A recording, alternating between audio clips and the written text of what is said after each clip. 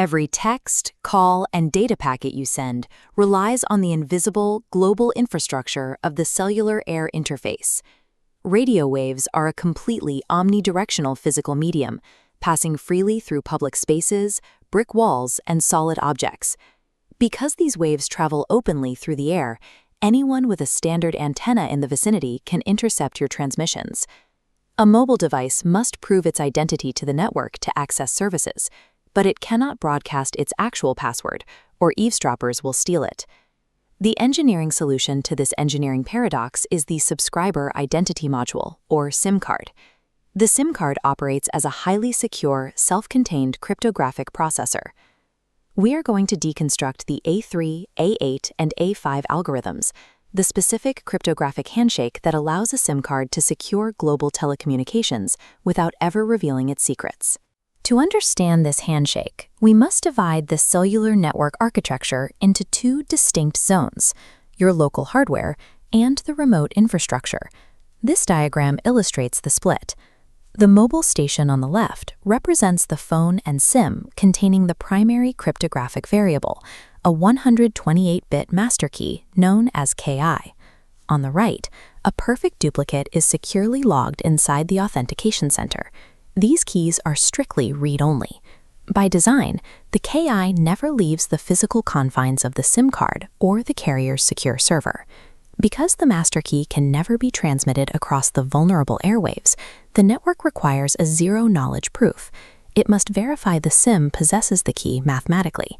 This verification relies on a cryptographic mechanism known as a challenge-response protocol. Here, the auth center generates a random 128-bit RAND and broadcasts it to the phone. The SIM card feeds this public RAND and its secret key into the A2E algorithm, outputting a 32-bit signature, the signed response, or SRES. Simultaneously, deep within the carrier's secure facility, the authentication center runs the exact same A3 math on its own copy of the KI and RAND. Two completely independent systems, separated by miles of open air, blindly execute identical equations to reach the exact same output. The SIM card then transmits its newly generated 32-bit SRES back across the open airwaves to the network.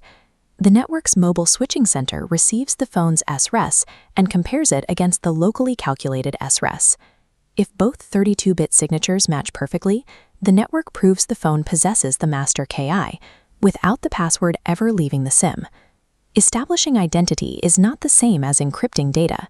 The device is authorized, but the call is still transmitting in clear text.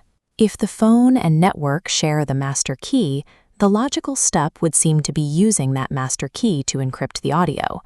But using a master key to encrypt massive data streams gives attackers an enormous sample size of ciphered material to reverse engineer the key itself. To protect the master key from overexposure, the system requires a temporary, disposable session key. This architecture diagram shows how the session key is created. The SIM and auth center run their shared key and original RAND through a second equation, the A8 algorithm. The result is a 64-bit temporary string known as KC, the ciphering key. Because KC is derived from the random challenge, a brand new, unique encryption key is organically generated every time you make a call. The A8 algorithm acts as a firewall for the master key, delegating the heavy lifting of data encryption to these disposable session keys. The final cryptographic step takes that temporary KC and uses it to scramble the actual voice and data packets transmitted over the air. As shown here, the GPRS A5 stream cipher handles real-time encryption using the GPRS KC key, but a static cipher is vulnerable to replay attacks.